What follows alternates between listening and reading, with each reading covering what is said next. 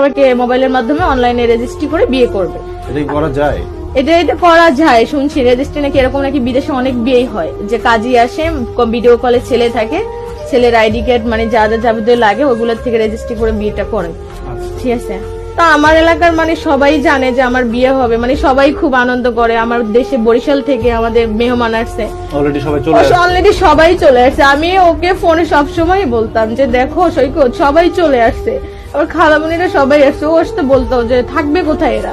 আর আমার বিয়ের জন্য আমি সবকিছুই কমপ্লিট করছি, মার্কেট টুকটাক যা যা দরকার ছিল এভরিথিং আমি সবকিছু কমপ্লিট করে রাখছি। ঠিক আছে, তারপরে আমি ওকে মানে সবকিছু কেনাকাটার পরেও আমি ওকে জিজ্ঞাসা করি সৈকত এরকম দেখো আমার সবকিছু গুছানো হয়ে গেছে, তুমি কি সত্যি কি রেজিস্ট্রি করবা? তো বলতেছে হ্যাঁ করবো, আমার মনে কি চলো না। তাহলে তোমার মাথায় কি কোনো টেনশন নাই? সব টেনশন কি আমি ভোর করবো বলো? তো ও আমাকে বলতেছে টেনশন করো না, আমি 23 তারিখে করবো, এটা তো কনফার্মই, এটা কোনো মিস নেই। তো আমি একদিন রাতে ওরা আমার সাথে অনেক ঝগড়া লাগে, তখন আমি ভাবলাম যে 14 তারিখে এই মাসের 14 তারিখে আমি হ্যাঁ জুনের 14 তারিখে আমি বলি কি তোমার এনআইডি কার্ডটা লাগবে, কারণ যেহেতু আমরা রেজিস্ট্রি করে বিয়ে করব তখন এনআইডি কার্ডটা প্রয়োজন। তো এনআইডি কার্ডটা আমাকে দাও, আমি আম্মুকে দিই, আম্মু আমারটাও ফটোকপি করে নিয়ে আসুক, তোমারটাও নিয়ে আসুক। তো ও এনআইডি কার্ডটা বলছে যে আমি দিব, বিকালে দিব। তা আমি বলতেছি এনআইডি কার্ড দিতে তো বিকালে লাগে না, তো ও বলতেছে বাড়িতে আছে। আমি ওটাই বিশ্বাস করছি, হয়তো এনআইডি কার্ড বাড়িতেই আছে। ঠিক আছে, আমি ওইটা বিশ্বাস করার পর আমি আবারও বলতেছি, ওরা আমার মধ্যে এনআইডি কার্ডটা নিয়ে অনেক ঝগড়া লাগে। ঝগড়া লাগার পরেও আমি ওকে অনেক রিকোয়েস্ট করে ওর হাতে পায়ে ধরি যে দেখো তুমি যদি আমাকে করোই তোমার এনআইডি কার্ড দিতে তো সমস্যা নাই, ঠিক আছে তুমি আমাকে এনআইডি কার্ডটা দাও। তো দেয় না ও, আর আমার মাঝখানে অনেক ঝামেলা হওয়ার পরে ও তবু আমাকে এনআইডি কার্ড দেয় না। আমাকে অনেক কথাই বলার পরে আমাকে বলতেছে যে তুমি বিশ্বাস করো আমি করব, আমি এমন কিছু নাই যে আমি করবো না। আমি কই শোনো তোমার আমার সাথে সবকিছুই হয়ে গেছে ভিডিও কলে, মোবাইলে হ্যাঁ মোবাইল এভরিথিং, তোমার আমার ফিজিক্যাল হইতে সবকিছুই কমা হয়ে গেছে। ঠিক আছে, এখন যখন রেজিস্ট্রি করার সময় হলো তখন তুমি এই নাটকটা কেন করতেছো বলো, কি এটা কেন করতেছো? তো ওই ঝামেলা থেকে সে আমাকে ব্লক মারা দেয়, মানে এই যে রেজিস্ট্রি কার্ডটা চাওয়ানোর দিতে সে আমাকে সবকিছুর থেকে ব্লক মারা দেয়। উনি আর আমাকে আর ব্লক খোলে নাই।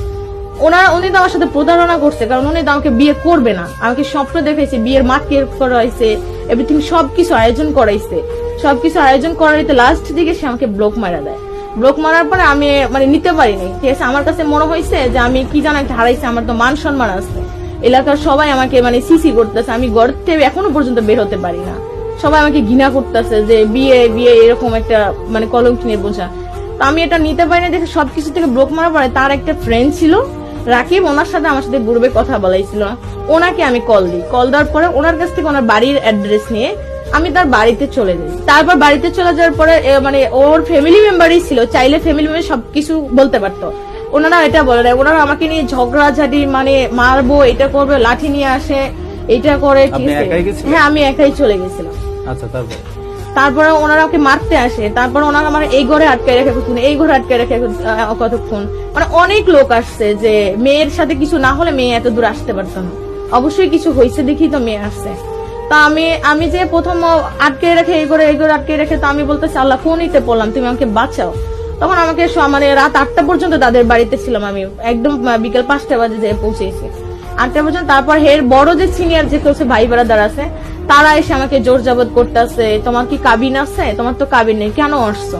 তো আমি বলতেছি দেখে না কাবিন নেই, এটা তো আমি মানি, কারণ সে আমাকে আশা দিছে, আমার ফ্যামিলি সবকিছু বানসরবান ধুলোই বিষয় দিছে। আমি এখানে আসার কারণ আমার একটাই, সে এত কিছুই যখন করছে তাহলে ডেট কেন ফিক্স করলো? বিয়ে যদি নাই করে তাহলে আমাকে ডেট দিছে কেন? আমাকে কেন বলছে সবাইকে জানাইতে আমি আছি? সে এটা কেন, কিসের জন্য এটা আমার সাথে করলো? সে উল্টা আমাকে বলতেছে, এখন সে আমাকে মানে ওই বাড়ির সবার সামনে ফোন দিয়ে বলতেছে মেয়ে খারাপ। আমার কথা হচ্ছে আমি খারাপ, ঠিক আছে মানলাম আমি খারাপ, তুমি তো সবটা জানতে, তুমি জেনেও কেন আমার লাইফে আসছো? আমাকে বিয়ের সবকিছু করাইয়া তারপর তুমি আমাকে ছেড়ে দিছো, আমি খারাপ, তুমি আমার সাথে মিশছো কেন? না মিশে থাকতে বলো না, তুমি তো ভালো, তুমি ভালোর পরিচয় দিতা।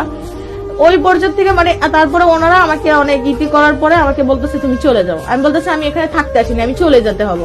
আমি চলে আসছি, চলে আসার পরে তারপর ওনার সাথে কন্ট্যাক্ট করার অনেক চেষ্টা করি সৈকতের সাথে, সে আমার সাথে কোনোভাবেই কন্ট্যাক্ট করবে না। এখন সবাই বলে ও সে বাহিরে থেকে সে আমার সাথে টাইম পাস করতে চাইছিল, মজা করতে চাইছিল, আর সে যখনই বলতে তখনই আমি তাকে না করতাম না, আমি তখনই দিতাম, কারণ আমাকে এত ভালোবাসে একটা মানুষ, আর যে হোক সে আমাকে ঠকাইবো না, লাস্ট পর্যন্ত যে সে আমাকে ঠকাইবো এটা আমি কখনো বুঝতে পারিনি। তার মধ্যে আমার সাথে মানে মোবাইলে সব সময় ফিজিক্যালি ওটা হতোই, ঠিক আছে। তবে আমি একটা কথাই বলবো যে সে আমার সাথে যেটা করছে অনেক বড় অন্যায় করছে, ঠিক আছে। এটার জন্য আমার কি বলবো, আমার ভাষা খুঁজে পাইতেছি না। আল্লাহ তাআলা যেখানেই থাকুক না কেন, আল্লাহ যেন তাকে ভালো রাখে, সুস্থ রাখে। আর একটা কথা, সে যেন আমাকে একটাবার ফোন দিয়ে যেন বলে যে দেখো যা হয়েছে এ পর্যন্ত ভুলে যাও, আবার আশায় থেকো না, আমাকে এত করো না। আমি তোমার সাথে অভিনয় বা টাইপের কিছু করছি, আমার ফ্যামিলির এত স্বপ্নদের কোনো প্রয়োজন ছিল না। আমার ফ্যামিলি রাস্তাঘাটে বেরোতে পারে না, মা বেরোলে মাকে নানান রকম কথা কয়, আমাকে বলে। তো আমার সাথে যদি একটাবার যোগাযোগ করতে পারতো, ওরে বলতো যে দেখো আমি যেটা করছি ভুল করছি, বা সবকিছু ঠিক করে নি, বা কোনো কিছুই আমাকে বলতে ছিল না। আমার মানে আমি বেরোতে পারি না বাসার থেকে, সবাই আমাকে নানা রকম চিঠি করে, সবাই আমাকে খারাপ বলে। আসলে খারাপটা তো সে আমাকে বাড়াইছে, সে আমার লাইফে আসলেও তো আমি কখনো এরকম কথা না।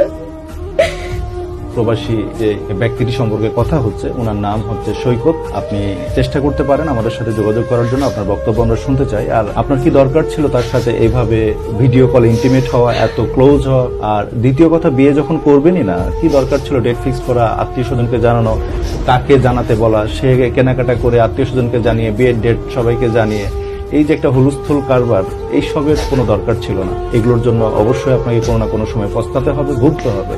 আর আপনাকেও বলছি, আপনার খামখেয়ালি ভাবে এই অনলাইনের মাধ্যমে কারোর সাথে সম্পর্কে জড়িয়ে যাওয়া, এত ক্লোজ হওয়া, এটা আপনার একান্তই বড় ভুল ছিল, এটা পাপ ছিল। এই পাপ থেকে আপনি বের হয়ে আসার চেষ্টা করেন, নিজেকে সামলান এবং ভবিষ্যতের দিকে তাকান, এবং ফার্দার এই ভুল যেন ভবিষ্যতে না হয় আপনার দ্বারা, সেই চেষ্টাটা অব্যাহত রাখেন।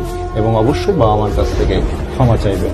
তাদের সিদ্ধান্ত না নিয়ে ভবিষ্যতে এমন কোনো পা ফেলবেন না যার কারণে আবার আপনাকে এমন ভাবে ভুগতে হয়।